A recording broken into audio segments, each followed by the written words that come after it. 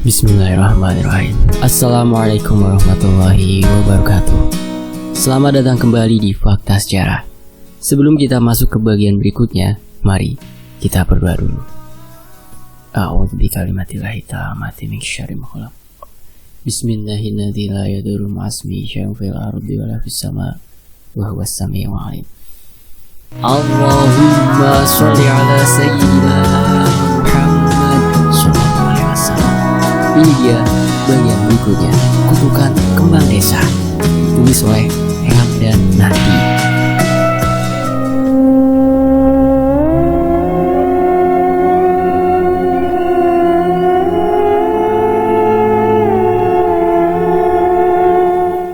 Dalam posisi duduk di tanah, aku menoleh ke belakang.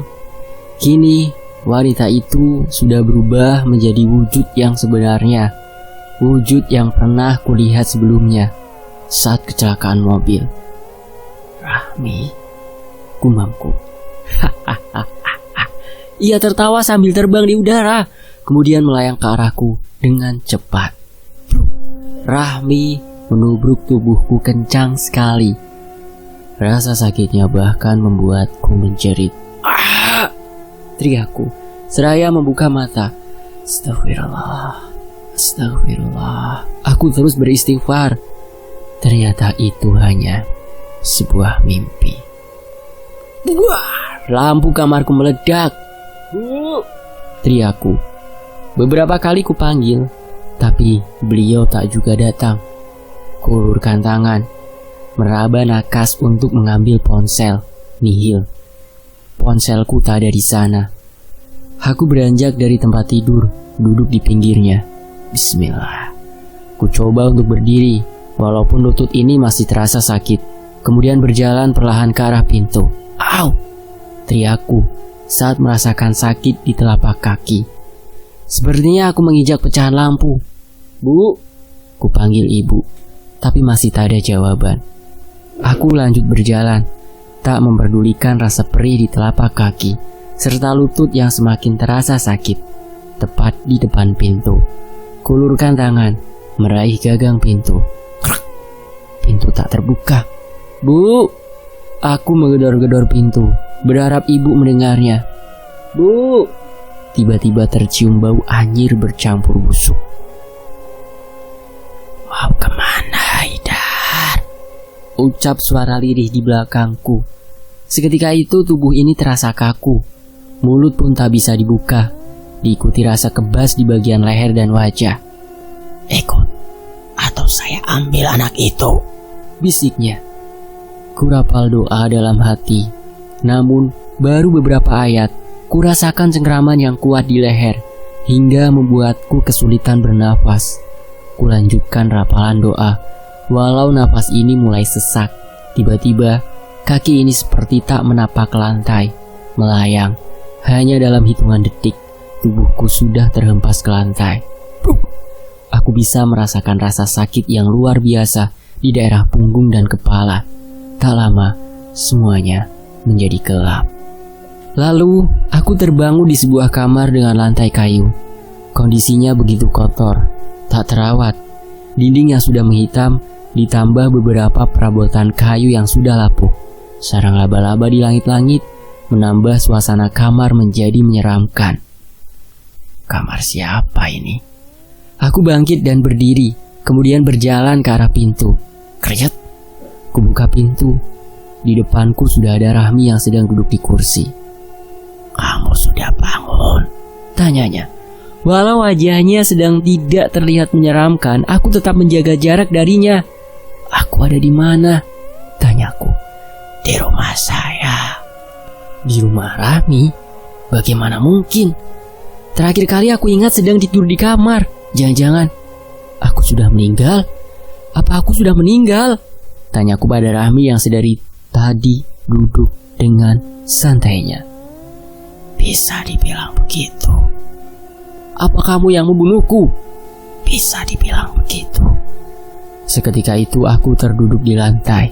Tangisku pecah, memikirkan Halid dan ibu. Tidak perlu memikirkan anak itu, ucap Rahmi.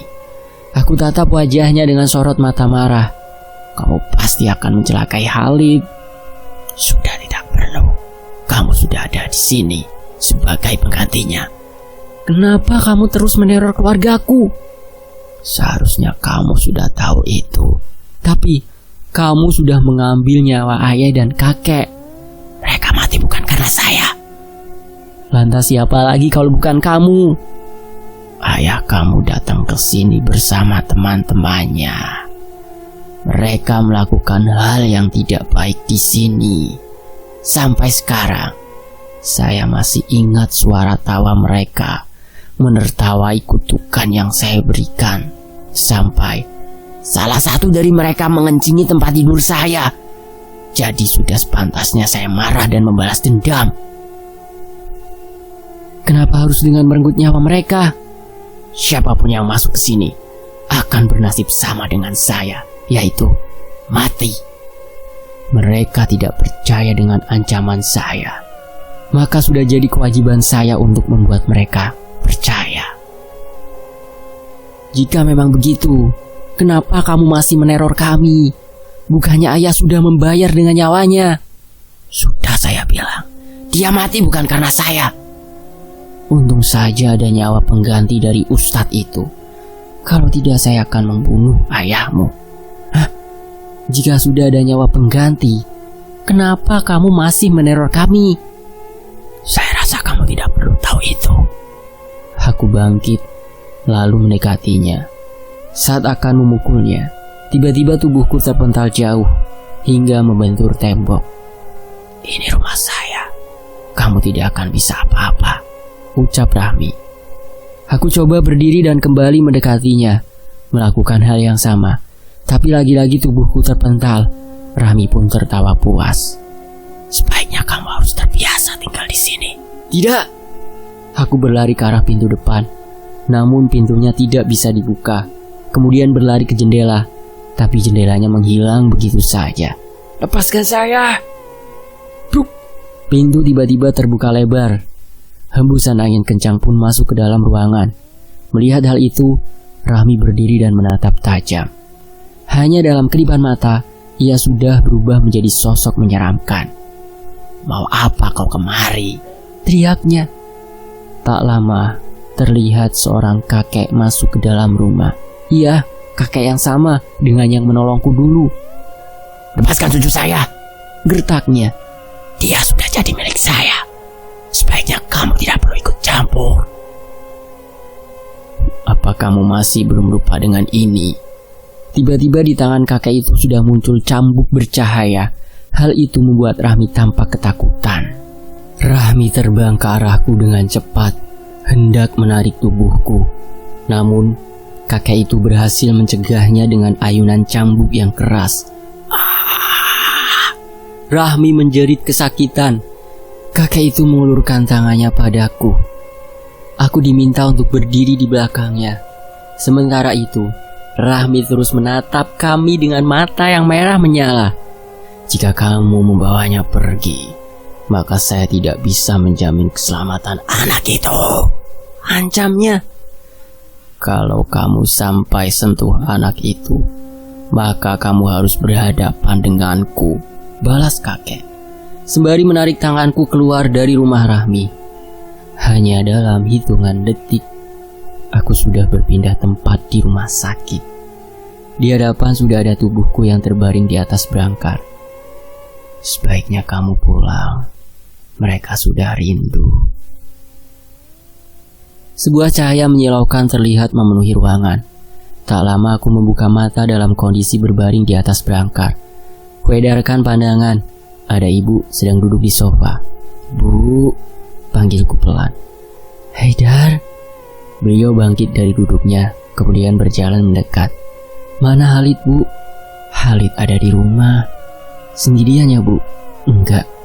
Ada Mbak Tuti yang nemenin. Aku mencoba bangkit, tapi kepala dan punggung ini terasa sakit sekali. Kamu tuh jangan bandel, Dar. Kalau dokter nyuruh istirahat total, ya istirahat total. Jangan kebanyakan gerak. Hasilnya jadi begini. Bu, sekarang bukan waktunya bahas kenapa aku bisa begini. Tolong telepon Mbak Tuti sekarang. Ada apa sih, Dar? Pokoknya tolong telepon sekarang, Bu. Ibu mengambil ponsel di dalam tas kemudian menelpon Mbak Tuti yang ada di rumah. Gak diangkat, ucapnya. Dek, aku khawatir terjadi sesuatu dengan Khalid.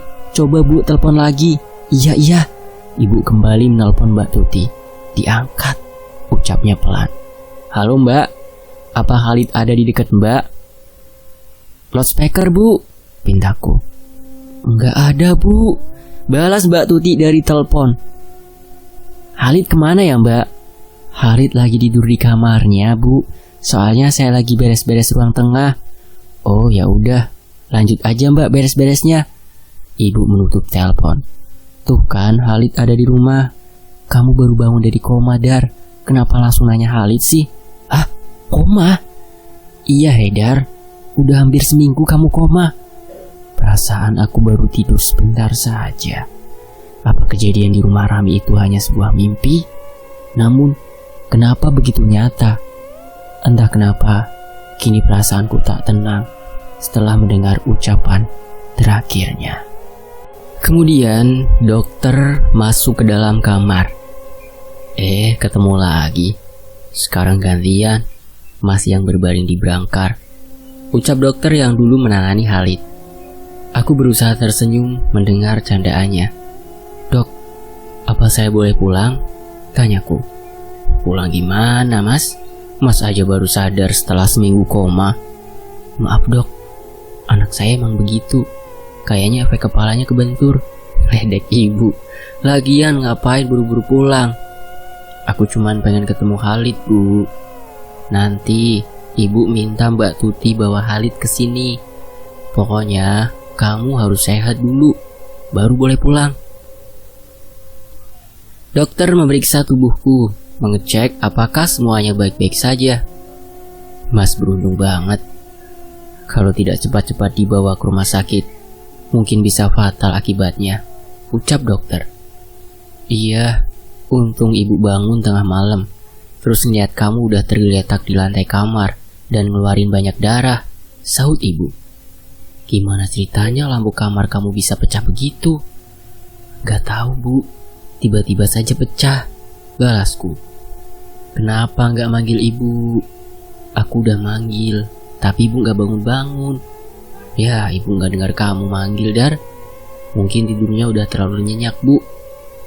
Dokter memegang lututku. Sakit? Tanyanya. Enggak, Dok. Kemudian ia menekuk kakiku perlahan. Sakit? Enggak, Dok. Coba gerakin tangannya.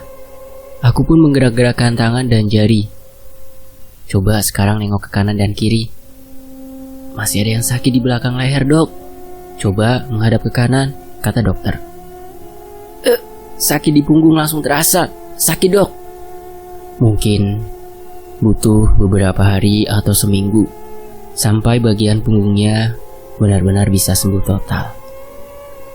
Tuh dengar, jangan pengen pulang dulu kayak anak kecil, omel ibu. Iya Bu. Sementara istirahat total dulu sini Mas, ucap dokter. Jangan lama-lama Dok, takut saya nggak bisa bayar nanti, balasku. Ibu udah urus asuransinya Dar, sahut ibu. Oh, aman berarti ya Bu. Dokter pun tersenyum, kemudian pamit keluar kamar. Bu, telepon Mbak Tuti lagi dong, pintaku. Tadi kan udah, sahutnya seraya duduk di sofa.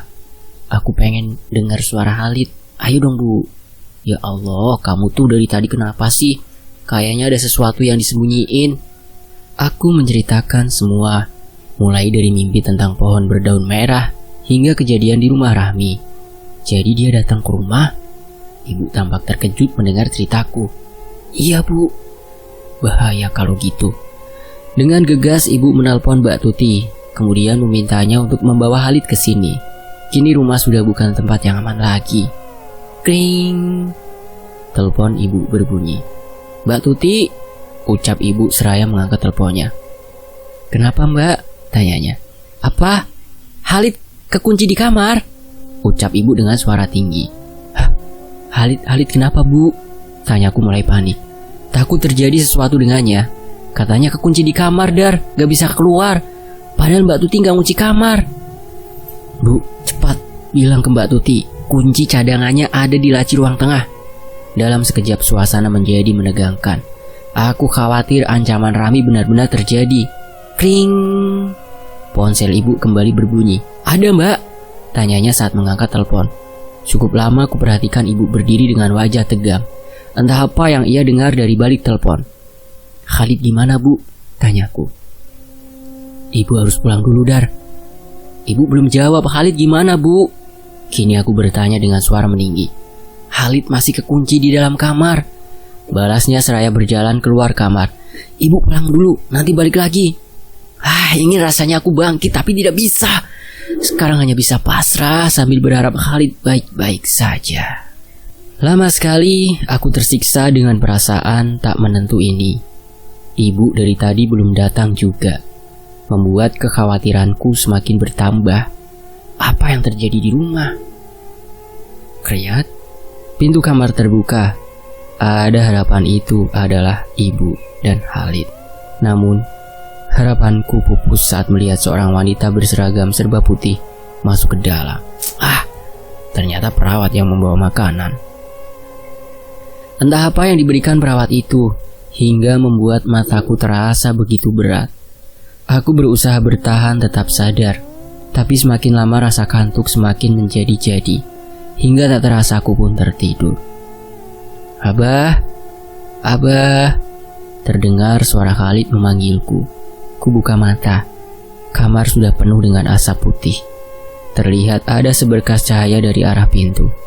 Abah, ia kembali memanggilku. Khalid, aku mencoba beranjak dari brangkar, tapi tak bisa.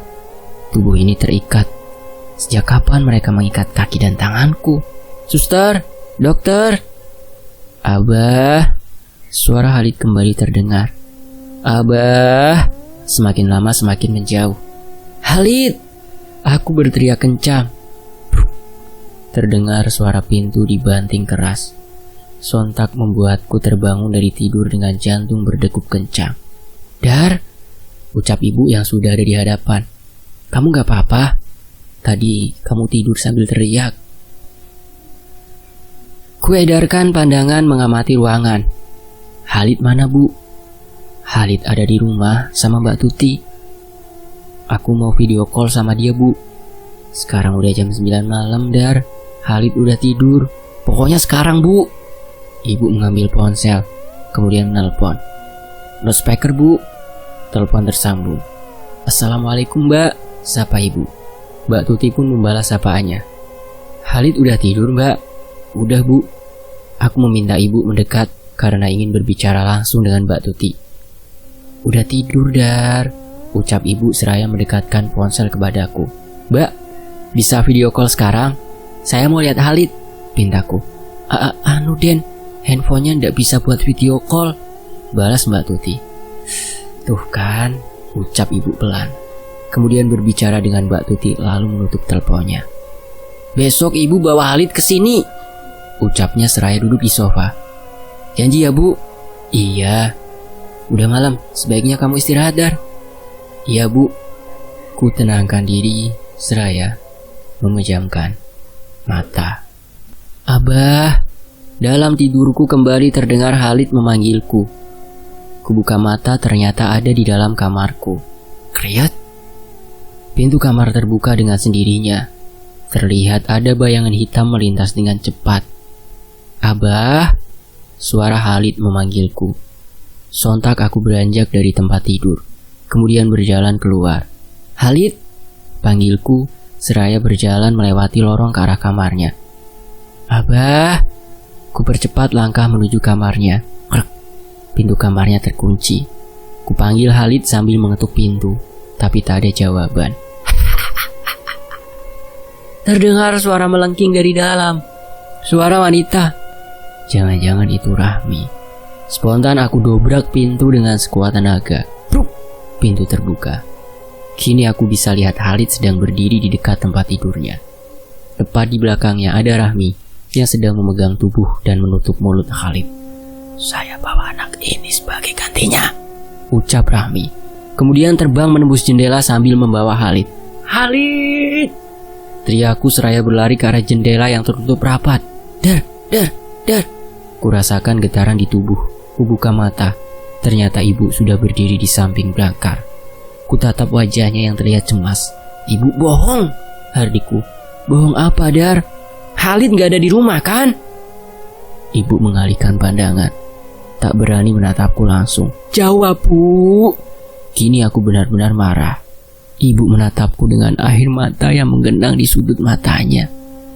Khalid hilang, Dar. Ucapnya kemudian mulai menangis. Aku berusaha bangkit tapi ibu mencegahku. Ibu udah minta bantuan untuk nyari Khalid, Dar. Kamu sabar dulu, ucapnya. Air mataku jatuh. Khalid dibawa Rahmi, Bu. Balasku terisak. Kamu tahu dari mana? Aku lihat sendiri tadi, Bu. Tadi? Maksudnya lewat mimpi? Iya, Bu. Rahmi masuk kamar terus bawa Khalid pergi. Mimpi itu cuma bunga tidur, Dar. Jadi gak boleh terlalu dipercaya. Belum tentu Rahmi yang bawa Khalid. Ibu gak lihat langsung. Ibu juga gak ngerasain apa yang aku rasain selama koma. Maksud kamu apa, Dar? Aku dibawa ke rumah Rahmi. Lebih tepatnya disekap di sana, Bu. Rahmi juga bilang kenapa dia sampai ngebunuh teman-teman ayah. Kenapa, Dar? Dia bilang karena teman ayah udah kurang ajar di rumahnya dan ngencingin tempat tidurnya. Ayah kamu kan udah meninggal. Kenapa sekarang dia tetap ngejar kamu dan Khalid? Dia gak mau bilang alasannya, Bu. Terus gimana caranya kamu keluar dari rumahnya? Ada kakek, Bu, yang pernah aku ceritain itu. Beliau datang terus bawa aku pergi. Sayang sekarang gak ada yang bisa berkomunikasi dengan dia. Pasti dia tahu kemana Rahmi bawa Khalid pergi. Apa mungkin Khalid dibawa ke rumahnya? Gak mungkin, Dar. Desa ayah kamu dulu itu jauh dari sini. Lagian sekarang desanya udah gak berpenghuni. Menurut ibu, Khalid dibawa kemana? Apa ibu udah cari di sekitar rumah? Udah, ibu sampai minta bantuan Ustadz buat nyari. Tapi Khalid gak ketemu. Bu, firasat Haidar masih sama. Rahmi pasti bawa Khalid ke rumahnya. Apa kamu yakin, Bu? Yakin banget, Bu. Besok ibu sama Pak Ustadz cari ke sana. Aku ikut, Bu. Jangan, Dar. Kondisi kamu masih begitu. Mana bisa pergi ke sana? Kamu mending istirahat biar cepat sembuh. Keesokan harinya, ibu pamit pulang. Ia mau bersiap-siap untuk pergi ke desa Tegalhejo, desa tempat kelahiran ayah, di dekat Gunung Ciremai. Sementara aku hanya bisa mendoakan ibu agar bisa menemukan Khalid di sana. Sayangnya, aku malah mendapatkan kabar buruk. Khalid tidak ditemukan di sana. Rumah Rahmi pun sudah rata dengan tanah. Lalu kemana Rahmi membawa Khalid pergi? Abah, main, ucap Khalid seraya berlari-lari di ruang tengah. Sementara aku duduk di sofa sambil mengamati gerak-geriknya. Abah, panggilnya lagi. Tak terasa, bulir-bulir bening jatuh dari sudut mataku. Entah kenapa, ingatanku tentangnya tak juga menghilang. Padahal ini sudah hampir 2 tahun ia menghilang. Selama ini aku sudah berusaha mencarinya. Mulai meminta bantuan ustadz, kiai, atau orang-orang yang dulu pernah tinggal di desa Tegalhejo. Namun hasilnya nihil. Khalid benar-benar menghilang tanpa jejak. Ada yang bilang Khalid dibawa oleh Rahmi ke puncak Gunung Ciremai. Ada juga yang bilang ia disembunyikan di rumahnya. Entahlah. Aku sudah beberapa kali pergi ke desa mati itu, tapi tak ada sedikit pun petunjuk. Abah, Khalid berdiri di depanku seraya mengembangkan senyumnya. Jangan nangis. Sekarang aku udah bisa main sama teman-teman, Bah. Kemudian ia menghilang dari hadapan. Hampir beberapa bulan sekali aku kembali ke rumah ini, hanya untuk melihatnya dan mendengar ucapannya yang selalu sama. Walaupun raganya kini tak bisa kusentuh, tapi dengan melihatnya tersenyum saja aku sudah senang. Setidaknya ini sedikit mengobati luka di hati yang tak kunjung sembuh. Dar, panggil ibu mengganggu lamunanku. Iya, Bu. Useka air mata seraya berdiri. Ayo pulang, ajaknya. Aku melangkah keluar dari rumah. Rumah yang tak lagi bisa kuhuni. karena terlalu banyak kenangan Halid di sana. Ku tutup pintu.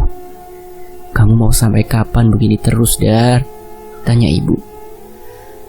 "Hari ini terakhir, Bu. Soalnya rumah udah ada yang mau beli." "Kamu beneran mau jual rumahnya, Dar?" "Iya, Bu. Daripada rumahnya kosong." "Ya sudah, Ibu dukung apapun keputusan kamu." "Makasih, Bu." Kami pun melangkah masuk ke dalam mobil. Kubuka jendela samping seraya menatap rumah untuk terakhir kalinya. "Abah." Kulihat Halid berdiri di teras, melambaikan tangan ke arahku. Mungkin itu ucapan perpisahan darinya. Sekian. Terima kasih buat teman-teman yang udah mau menyimak kisah ini. Semoga ada bermanfaatnya ya, dan semakin bertambah sayang kepada buah hati. Jaga baik-baik amanah tersebut. Dan saya pamit undur diri ya. Terima kasih buat Bang Ramdan, dan tentunya buat teman-teman yang mau menyimak kisah ini. Wassalamualaikum warahmatullahi wabarakatuh. Sampai jumpa di kisah lainnya. Tetap di Podcast Sejarah.